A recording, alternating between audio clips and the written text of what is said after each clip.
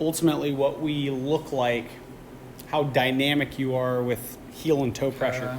Typically when you, in fact, thrust your lower body and it moves forward towards the ball, your upper body has no other option but to move up and to lift.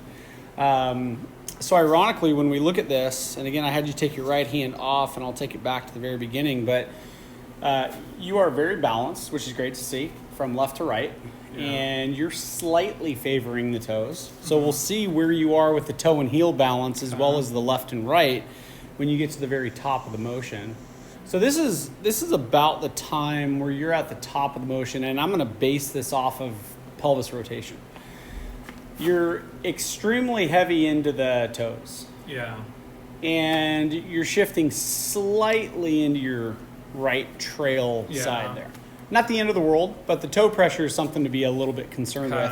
Because I just know that if you don't somehow find a way to get away from your toes and the club's coming down, the only thing that you're only able to do is thrust and throw the club at the ground. That makes sense. So if you're really, really late, you're going to shank it. You're going to fat it. You're going to top it. You're going to miss it. Again, pretty disastrous mistakes.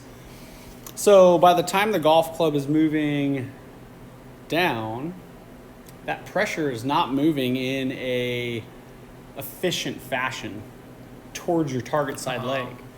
So what that scribble means, it basically means the pressure goes from your right foot toes, it tries to go into the left foot toes, doesn't really get there, but it gets there really, really late in the game.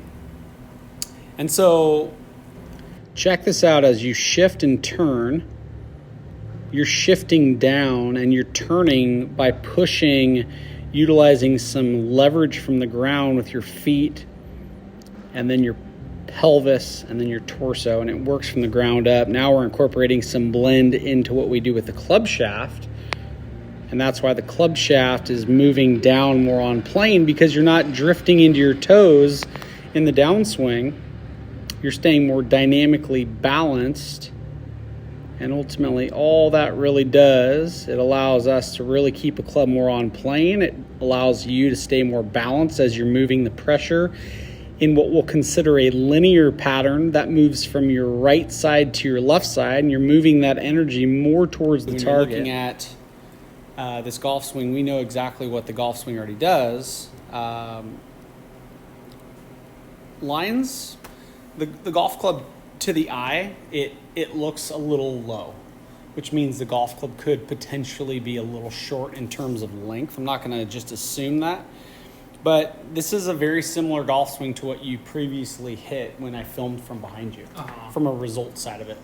Again, slight toe pressure, slight right. Now the golf club goes right up the plane. Your left arm, as we know it best, the left arm is lifting and elevating the golf club. Last time I checked, I don't think there's anything wrong with lifting and elevating the golf club. But I do feel like, once again, we're working really, really hard in a golf swing that takes 7/8 tenths of a second, and you have to find a way to get off the toes and in the heels, and you have to move from right to left. So I'm just going to say it's going to be virtually impossible to be brilliant with your timing. This was a better timed golf swing, which is why you'll actually see a slight improvement in the trace of going right than left. And that trace is basically that white squiggly line, like a kind of a Richter scale.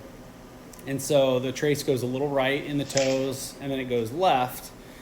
I think it could be a whole lot more efficient. I don't think we're really dealing with many swing plane issues, because once again, we basically have the club moving up. The golf club comes down, it's above the plane. You're super stuck in your toes. So, again, I think when push comes to shove and you look